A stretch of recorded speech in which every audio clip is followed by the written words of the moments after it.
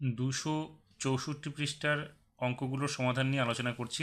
সঠিক উত্তর নির্বাচনের প্রথম প্রশ্নটাতে বলেছে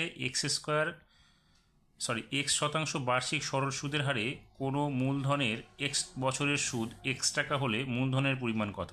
তাহলে আমরা ধরে নিচ্ছি মূলধনটা পি, তাহলে আমরা লিখব P into X by 100 equals to X, X X কেটে গেলে P into X by 100 equals to 1, যেখানে পি এর মান বাড়াবে হচ্ছে 100/x, অপশন হবে সি নাম্বার। 2 নম্বরে বলেছে a x square plus b x plus c equals to 0, যেখানে এ নট ইকুয়াস টু 0 সমীকরণের বীজদ্বয় সমান হলে। তাহলে আমরা সমান হলে লিখতে পারি B square minus 4ac equals to 0। তাহলে এবার মানটা বসাচ্ছি, এখানে বি এর মান তো বি হবে, তাহলে বি স্কোয়ার ইকুয়াস টু কী হবে, B square equals two 4ac। তাহলে এখানে সি এর মানটা কী হবে, বি স্কোয়ার বাই 4a, যেখানে অপশনটা হবে আমাদের ডি নাম্বার। 3 নম্বরে বলেছে কোনো বৃত্তের একটি জ্যা ও একটি চাপ দ্বারা গঠিত ক্ষেত্রকে বলে। দেখো এটা যদি বৃত্ত হয় তাহলে এই জ্যা দ্বারা যে গঠিত একটা বৃত্ত অংশ, এই একটা চাপ আমরা অংশ পেলাম ক্ষেত্রটা, তাই এটাকে আমরা কি বলবো, এটাকে আমরা বলবো বৃত্তাংশ। তাহলে অপশন হবে বি নাম্বার। 4 নম্বরে দুটি লম্ববৃত্তাকার নিরেট চোঙের আয়তন সমান ও তাদের উচ্চতার অনুপাত 1:2 হলে তাদের ব্যাসার্ধের দৈর্ঘ্যের অনুপাত কী হবে। আমরা প্রথম চোঙের ব্যাসার্ধ ধরে নিচ্ছি R1 এবং দ্বিতীয় চোঙের ব্যাসার্ধ ধরে নিচ্ছি R2, এবং প্রথম চোঙের উচ্চতা এবং দ্বিতীয় চোঙের উচ্চতার অনুপাত যেহেতু এখানে 1:2 দেওয়া আছে, তাহলে আমরা এখানে ধরে নেব প্রথম চোঙের উচ্চতা হচ্ছে 1 এবং দ্বিতীয় চোঙের উচ্চতা হচ্ছে 2। তাহলে আমরা লিখতে পারি পাই R1 square h1 equals to pi R2 square h2, যেখানে h1 হচ্ছে 1 এবং h2 হচ্ছে 2।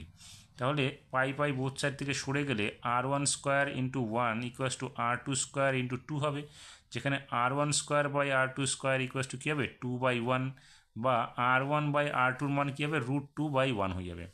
তাহলে R1:R2-র মান কত হবে √2:1, যেখানে অপশান হবে সি নাম্বার। 5 নম্বরে tan alpha plus cot alpha equals to 2 হলে 10⁻11 আলফা প্লাস কট 11 আলফার মান কত হবে।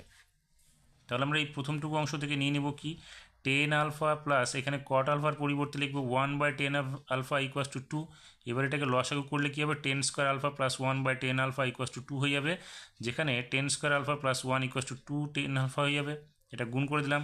তাহলে এবার আমরা এই 2 10 আলফাটাকে বাঁ দিকে নিয়ে এলে দেখো এটা সূত্রের আকার সাজানো হবে। 10 স্কোয়ার আলফা মাইনাস এটা এদিকে এসে মাইনাস হয়ে গেল, তাহলে -2 10 আলফা প্লাস 1 ইকুয়াস টু 0, যেখানে দেখো a square minus 2ab plus 1 হবে, অর্থাৎ a minus B whole square. তাহলে আমরা লিখবো 10 alpha minus 1 whole square equals to 0, যেখানে স্কোয়ারটা উঠে গিয়ে 10 আলফা মাইনাস 1 ইকুয়াস টু 0 হবে, বা 10 আলফার মান হবে 1। এবার আমরা কি জানি 10 আলফা মানে হচ্ছে 1/cot আলফা, তাহলে a 1/cot আলফা যদি 1 হয় তাহলে cot আলফার মানটা 1 হবে। সেক্ষেত্রে আমরা 10⁻1 আলফা প্লাস cot 11 আলফার মান আমরা যদি বসাই, 10 আলফার মান 1 বেরিয়েছে, cot আলফার মান 1 বেরিয়েছে, তাহলে 1 এর পাওয়ার 11 এবং 1 এর পাওয়ার 11 হবে। তাহলে এখানে কি হবে, আমরা এখানে 1 + 1 পাবো, সেক্ষেত্রে হবে 2, অর্থাৎ উত্তরটা হবে আমাদের সি নাম্বার। 6 নম্বরে বলেছে ঊর্ধ্বক্রমে সাজানো 8 9 12 17 x+2 x+4 30 31 34 39 তথ্যের মধ্যমা 24 হলে x এর মান কত।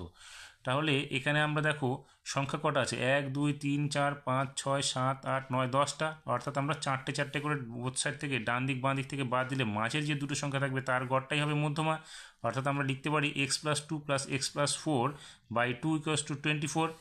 তাহলে এবার যোগ করো, দেখো 2x + 6/2 = 24, 2 দিয়ে উভয় পদকে ভাগ করলে কত হবে x+3 = 24, বা x এর মান হয়ে যাবে 24 - 3 অর্থাৎ 21, অপশন হবে বি নাম্বার। শূন্যস্থান পূরণের প্রথম প্রশ্নে বলেছে বার্ষিক 8% সুদের হারে পি টাকার 1 বছরের চক্রবৃদ্ধি সুদ কত হবে। তাহলে আমরা লিখব p × 1 + r/100 - p, এটা হচ্ছে সম্মূল চক্রবৃদ্ধি, এটা হচ্ছে আসল। তাহলে সম্মূল চক্রবৃদ্ধি থেকে আসলটা বাদ দিলে আমরা চক্রবৃদ্ধি সুদটা পেয়ে যাব। তাহলে এখানে হবে কি, আমরা পিটাকে কমন নিয়ে নিলে p × 1 + r/100 - 1 হয়ে যাবে, ব্র্যাকেটটা সরিয়ে দিলে p × 1 + r/100 - 1 -1 + 1 কেটে গেলে pr/100 হবে, সেটা আমরা শূন্যস্থানে লিখে দেবো। 2 নম্বরে 3টি ক্রমিক সমানুপাতি ধনাত্মক সংখ্যার গুণফল 64 হলে প্রথম ও তৃতীয়টির মধ্য সমানুপাতি কত হবে। তাহলে আমরা ধরে নিচ্ছি 3টি ক্রমিক সমানুপাতি সংখ্যা হচ্ছে a b c, তাহলে আমরা লিখতে পারি a × b × c = 24, যেখানে ac এর মান বাড়াবে হচ্ছে 64/b।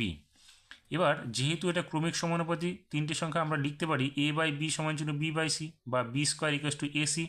তাহলে বি স্কোয়ার ইকুয়াস টু এসির মান হচ্ছে 64 বাই বি, তাহলে এখানে লিখবো 64/বি, বি আর বি স্কোয়ার গুণ করলে বি কিউব ইকুয়াস টু 64।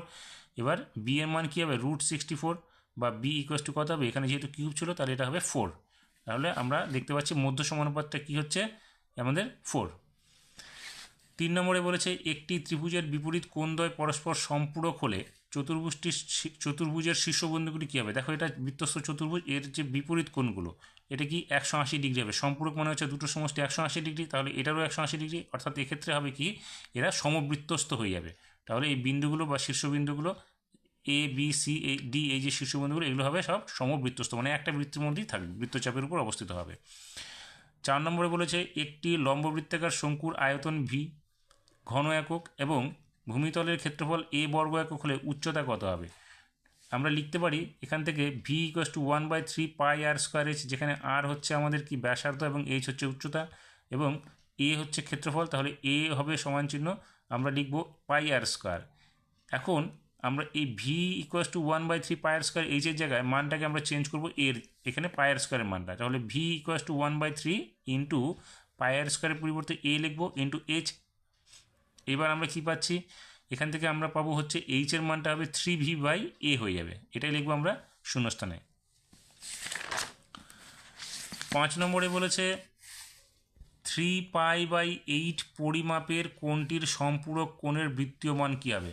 তাহলে সম্পূরক কোণ কত, 180 ডিগ্রি, দুটো যোগ করলে তাহলে 180 ডিগ্রির মান কি পাই, আমরা কি করবো পাই থেকে এটাকে বাদ দিয়ে দেবো, তাহলে 3π/8 এর সম্পূরক কোণ হবে পাই মাইনাস 3π/8, লসাগু করলে 8π মাইনাস 3π/8 হবে, অর্থাৎ 8π থেকে 3π বাদ দিলে 5π/8, এটা হচ্ছে সম্পূরক কোণের বৃত্তীয় মান।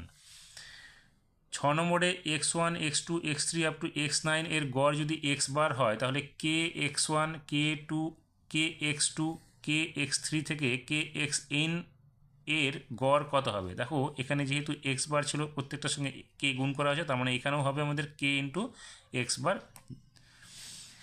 এবার 3-এর সত্য মিথ্যা যেগুলো আছে তার প্রথম প্রশ্নটা বলেছে এ ও বি এর মূলধনের অনুপাত 5:4 এবং এ মোট লাভের 80 টাকা পেলে বি পায় 100 টাকা। আমরা জানি মূলধনের অনুপাতটা লভ্যাংশের অনুপাতটার সঙ্গে সমান হয়, তাহলে আমরা দেখি যে মূলধনের অনুপাত যদি 5:4 হয় তাহলে লভ্যাংশের অনুপাতটা হচ্ছে কিনা। তাহলে লভ্যাংশের অনুপাতটা a:b করলে কত হচ্ছে 80:100। দেখো 80:100 করলে আমরা পাচ্ছি 4:5, এখানে বলেছে 5:4, তাহলে তো সমান হলো না, বিবৃতিটি হচ্ছে মিথ্যা। 2 নম্বরে x সমানুপাতিক z এবং y সমানুপাতিক z হলে xy সমানুপাতিক z হবে, দেখি হয় কি না। আমরা এখানে লিখতে পারি x সমানুপাতিক z এর পরিবর্তে z সমানুপাতিক x এবং y সমানুপাতিক z এর পরিবর্তে z সমানুপাতিক y লিখতে পারি। এবার এই দুটো থেকে আমরা যৌগিক ভেদ অনুসারে কী করতে পারি, যৌগিক ভেদ অনুসারে লিখতে পারি z সমানুপাতিক xy। এবার এটাকেই আমরা উল্টো করে লিখতে পারি xy সমানুপাতিক z, তাহলে বিবৃতিটি আমরা পাবো সত্য। 3 নম্বরে বলেছে দুটি বৃত্ত পরস্পরকে বহিঃস্পর্শ করলে বৃত্ত দুটির সর্বাধিক 3টি স্পর্শক অঙ্কন করা যায়। হ্যাঁ দেখো দুটো বৃত্ত পরস্পরকে যদি বহিঃস্পর্শ করে এখানে আমরা একটা এখানে একটা সাধারণ স্পর্শক অঙ্কন করতে পারবো এবং উপরে নিচে দুটি সাধারণ স্পর্শক আবার অঙ্কন করতে পারবো, তাহলে মোট হচ্ছে কটা 3টা, সেক্ষেত্রে বিবৃতিটি সত্য। 4 নম্বরে বলেছে বর্ষার সময় 2 হেক্টর জমিতে বৃষ্টিপাত 5 সেমি উচ্চতার হলে বৃষ্টির জলের আয়তন 1000 ঘনমিটার হয়। তাহলে দেখি এটা ক্যালকুলেশন করে আমাদের 1000 ঘনমিটার হচ্ছে কিনা। দেখো এখানে 2 হেক্টর বলেছে, আমরা জানি 1 হেক্টর সমান জন্য 100 আর, যেখানে 1 আর মান হচ্ছে 100 বর্গমিটার, তাহলে আমরা 2 হেক্টরের আমরা ক্ষেত্রফলটা বের করবো আগে।